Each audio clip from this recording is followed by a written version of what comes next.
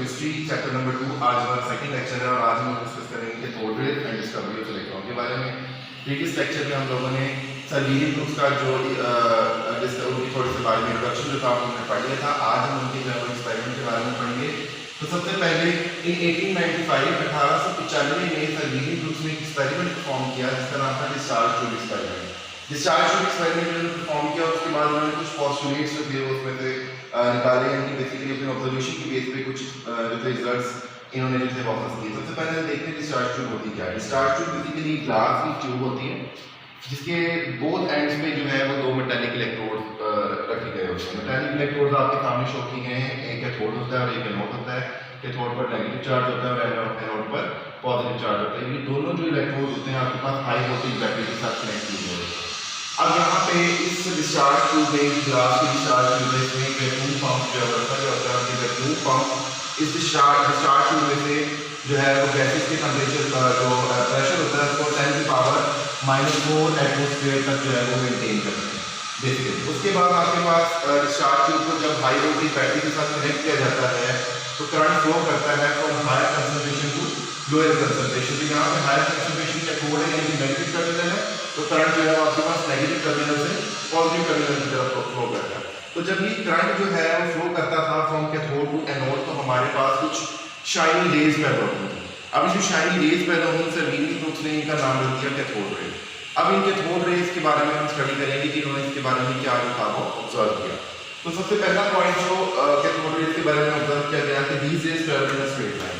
सर्विलियन groups ने सबसे पहली जो ऑब्जर्वेशन दी थी वो ये थी कि these raise can travel in a straight line. जब आपके पास कैथोड से एनोड की तरफ मूव करती हैं तो ये सीधे रास्ते में मूव करती हैं। सेकंड इन्होंने पॉइंट कहा they can cast a sharp shadow of an opaque object is placed in their path. वो कहते हैं अगर इसके रास्ते में कोई ऐसा जिस्म रखा जाए जिसमें से रोशनी गुजरना नामुमकिन हो तो उसका ये अक्स बनाता है। उसके बाद कहा they are deflected towards positive plate if they have pass through electric और मैग्नेटिक फील्ड। अब कहते हैं अगर इसको इलेक्ट्रिक और मैग्नेटिक फील्ड में से गुजारा जाए इन रेज को तो ये आपके पास पॉजिटिव प्लेट की तरफ रिफ्लेक्ट करती है। पॉजिटिव प्लेट की तरफ रिफ्लेक्ट करती है मतलब एनोड की तरफ ये हो जाती है। अब जब ये एनोड की तरफ होती है it means they carry some charge. Anode पे पॉजिटिव चार्ज है, हमें पता है इट्स यूनिवर्सल लॉ कि हमारे पास जो अनलाइक चार्जेस होते हैं यानी जो ऑपोजिट चार्जेस होते हैं वो एक दूसरे को अट्रैक्ट करते हैं और जो लाइक चार्जेस होते हैं वो एक दूसरे को रिपेल करते हैं। अब यहाँ पर अगर कैथोड रेज जो है वो एनोड की तरफ रिफ्लेक्ट हो रही है it means definitely charge rays के ऊपर कोई ना कोई चार्ज है कि वो पॉजिटिव प्लेट की तरफ रिफ्लेक्ट हो रही है, इस तरफ अट्रैक्ट हो रही है। तो हमने ये कंसीडर किया कि अगर ये पॉजिटिव प्लेट की तरफ मूव कर रही है it means definitely they have a negative charge. तो यहाँ से इस वाले पॉइंट से हमें पता लगा that they are negatively charge particles. उसके बाद कहते हैं they rise the temperature of a body on which they fall. जिस भी जिस्म पे पड़ते हैं उस जिस्म का जो टेंपरेचर होता है उसको रेज कर देते हैं, उसके जिस्म के टेंपरेचर को बढ़ा देते हैं।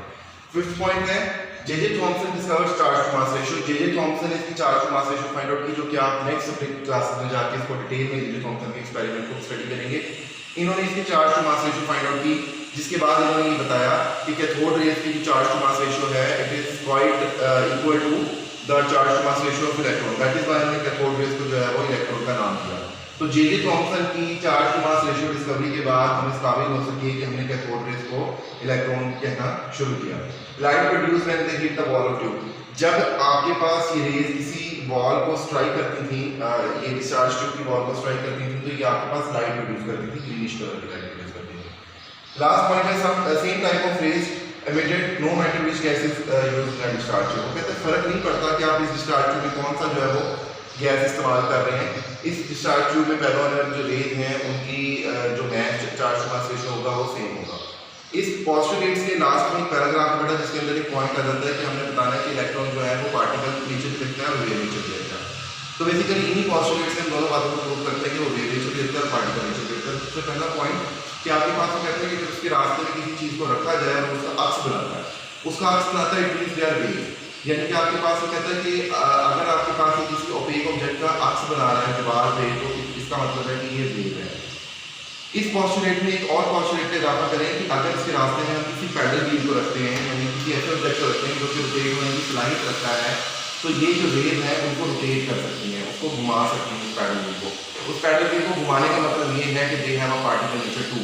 तो उस पैराग्राफ के अंदर आपको ये बात जो है क्वेश्चन जो है पेपर में आ जाता है that electron have a particle and wave nature both why या हाउ एक्सप्लेन इट फाइन।